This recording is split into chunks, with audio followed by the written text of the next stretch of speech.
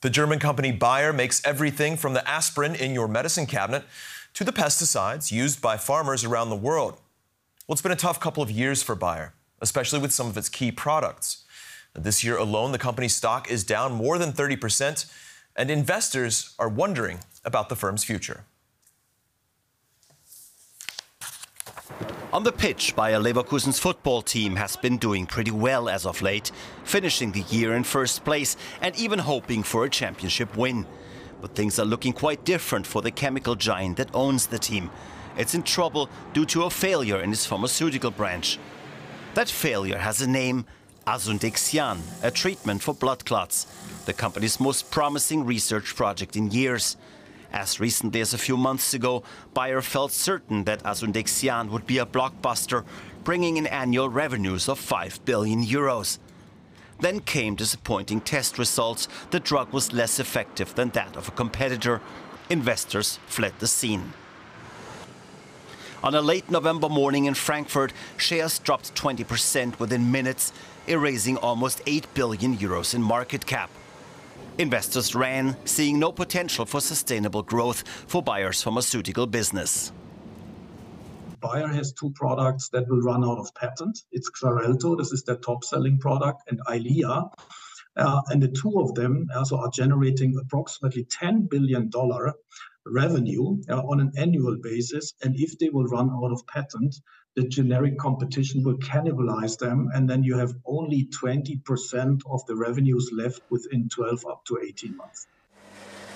That hurts, all the more as right behind crop science, the pharmaceutical business accounts for most of the company's profits.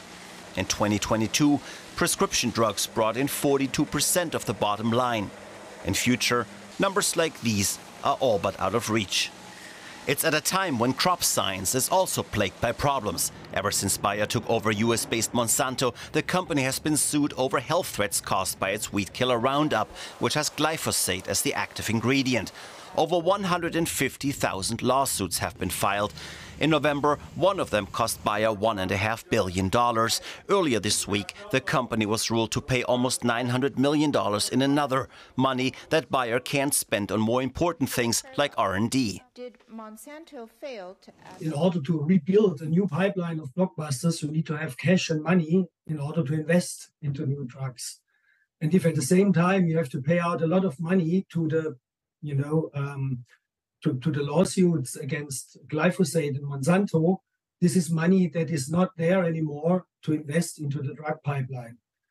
And at the same time, the company is still sitting on a very high level of debt, which they have never managed to actually reduce.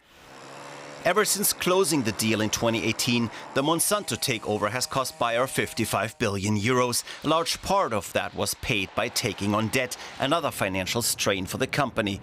Some investors have been asking for Bayer to split and save at least the profitable parts of the business. Well, my colleague Lars Halter has been looking into this for us, and he joins me now in studio for more.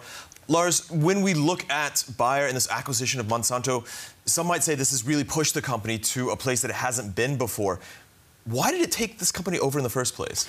That's a very good question, which a lot of people have asked in the past, and especially investors. They were so mad at the time, or still mad. There have actually been votes of no confidence filed against the board.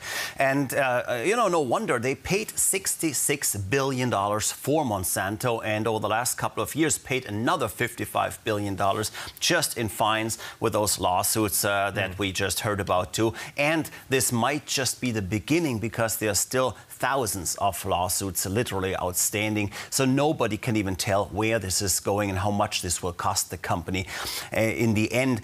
Also, it wasn't even an easy deal to make. There were major antitrust issues at the time when Bayer wanted to buy Monsanto, and they had to actually divest a lot of their own businesses. They had to sell off things like their seeds business when it comes to soybeans and canola and cotton, and they had put a lot of money into that, a lot of research and development there. So there was quite a lot of reasons why you could have not done that deal. However, we're in a time back then when we saw a lot of these big mergers in the agri-science field. You had in America Dow Chemical and DuPont merging.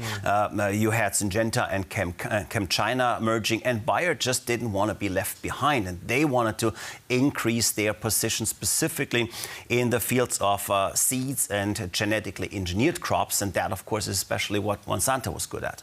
This sounds a bit complicated, but where did this really spiral out of control then? Was it this acquisition itself that was so problematic? Yes, the acquisition itself not, but it went downhill with glyphosate. That's the one big magic word here that has plagued Bayer ever since. Glyphosate is, of course, the active ingredient in that weed killer in Roundup, and it is said to be carcinogenic. Now, it's not totally a surprise, and Bayer should have known that problems could be coming up because there were studies out as early as 2015. I saw one study here by the International Agency for Research on Cancer, and that is an agency headed by the World Health Organization. And they say, quote, that the pesticide was probably carcinogenic to humans. So at this point, you would have said all the alarm bells should have gone off. However, they just went with it anyway. Now, it's not even illegal to use or to sell carcinogenic items. Just think cigarettes, for example. But you have to put at least a warning sign on it. They could have put a warning sign on the Roundup bottle,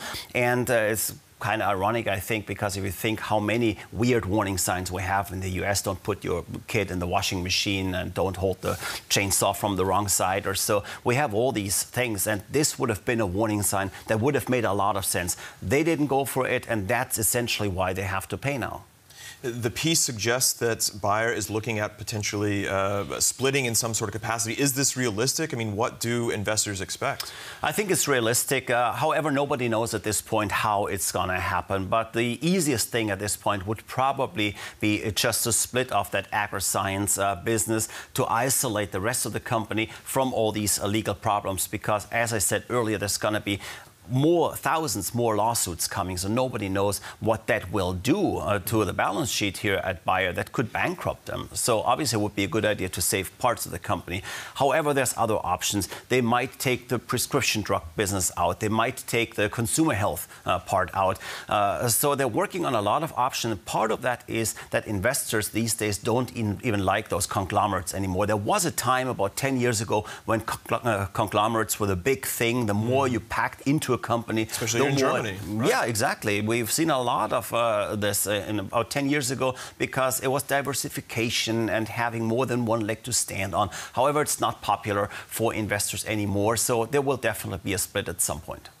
All right, Lars Halter with our business team. Thank you very much.